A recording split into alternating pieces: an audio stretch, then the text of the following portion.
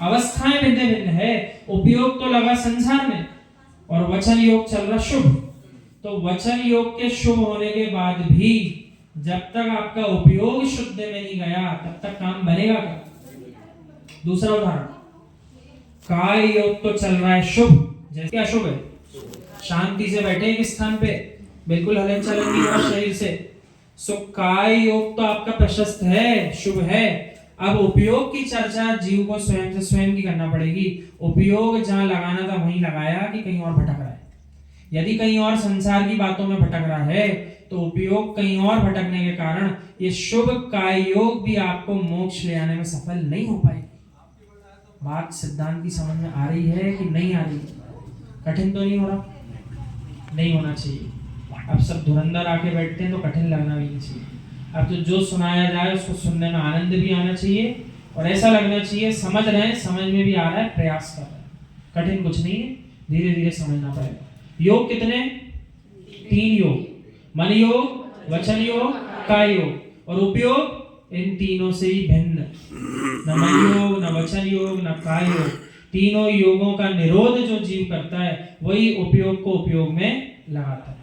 तो ऐसे अनंत सिद्ध प्रभु को साक्षात्कार करने के लिए जो उपयोगमयी आत्मा है उनके साक्षात्कार करने के लिए अपन को इन 3 योगों से भी पीछा छुटकारा पड़ना होगा। अब जैसे जीव जो सामायिक कर रहा, वीतरागी श्रवण सप्तम गुण स्थान का स्पर्श कर रहे, सो उनका काय योग शुभ प्रशस्त है कि नहीं है? ठीक।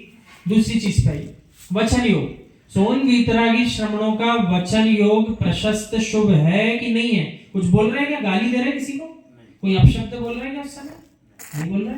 सामायिक का कार्य यदि कर भी रहे हैं तो सामायिक पाठ कर रहे हैं, तो शुभ वचन योग चल रहा है।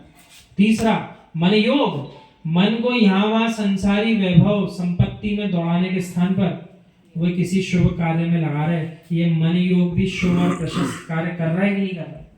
इन्हें 3 योगों को जो जीव संभाल लेगा, सो 3 गुप्ती गई मुनिराज के लिए। इन्हीं योगों को किस नाम से बोला?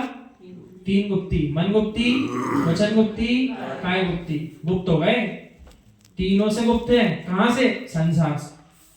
तो उपयोग कहीं तो लगेगा, उपयोग कहीं तो लगता ही है। आत्मा बिना उपयोग के रह पाएगी क्या? नहीं रह पाएगी। अब जब 3 योग को संभाल लिया तब जाकर के उपयोग में विराम लेगा, स्थिर होगा, तब जाकर आत्मा का साक्षात्कार। अब उपयोग की चर्चा तो धरती पे कोई मनुष्य कर ही नहीं रहे।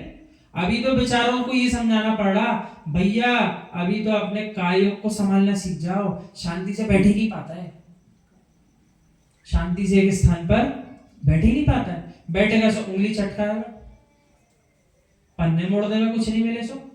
चटाई पे बैठा चटाई मोड़ रहा, किसी अन्य स्थान पे बैठा घास उखाड़ रहा है, चलते चलते पेड़ की टहनी निकाल ली, दूसरे को धक्का दे दिया, उंगली लगा दी, स्पर्श कर दिया, आदि आदि।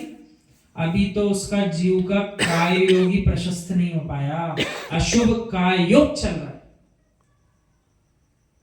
फिर उसके बाद चर्चा करेंगे वचन योग की। सो जितने वचन दिन भर में बोलता है, हिसाब किताब लगाओ, कितने शुभ वचन का उपयोग करा, कितने अशुभ वचन योग का उपयोग करा। सो फिर उससे कहेंगे यदि शरीर संभालना सीख लिया, अब वचन संभालना सीखो। कम से कम बोलो, जितना बोलो सो शुभ वचन योग हो, अशुभ ना हो। जब इन 2 पे कमांड आएगी तब जाकर कहेंगे भैया अब जो तुम्हारा मन दौड़ लगाता है ना, अब तुम्हारा घोड़ा थोड़ी लगाम लेगा, अब थोड़ा शुभ में विचार करना प्रारंभ करेगा, तब जाकर शुभ क्रियाओं में मन लगेगा। अन्यथा उन जीवों से मिलो ना, चलो भैया विधान कर ले क्या, अरे कौन करे, 4 घंटे लग जाते हैं। सो वचन योग शुभ है कि अशुभ है? अब जिस कार्य को करने वो ले जा रहा था तो शुभ काय योग होता, और अभी वो कह रहा हम तो वहां नहीं जा रहे हैं विधान करने, हम तो अमुक स्थान पे जा रहे हैं अपना द्रव्य कमाने, काम करने आदि। तो उसका जो काय योग है वो शुभ है कि अशुभ है?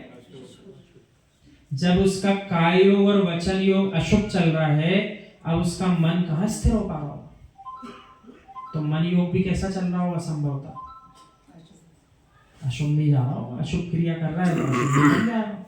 अब उस जीव से पूछो भैया शुद्धोपयोगी आत्मा के दर्शन हुए क्या?